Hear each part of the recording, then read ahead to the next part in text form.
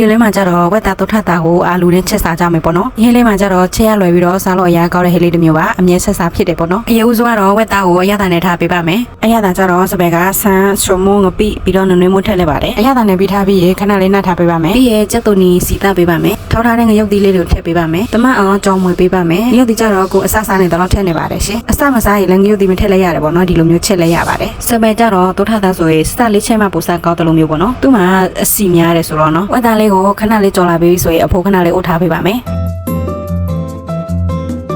ပြီးတော့အာလူလေးထည့်ချက်ပေးပါတယ်အာလူကြတော့ကိုကြက်တယ်လို့တိုးထားလို့ရပါတယ်နော်အာလူနဲ့ဝက်သားလေးကိုတမအောင်မွေပေးပါမယ်ပြီးတော့ရေလေးထည့်ပြီးတော့အာလူနူးလာတဲ့အထိပေါ့နော်တဲပေးပါမယ်စပယ်ကမိနစ်20လောက်တဲထားလိုက်ပါတယ်ရေခက်ခါလေးစားချင်တယ်ဆိုတော့ပေါ့နော်တိုးထတာဆိုရင်တော့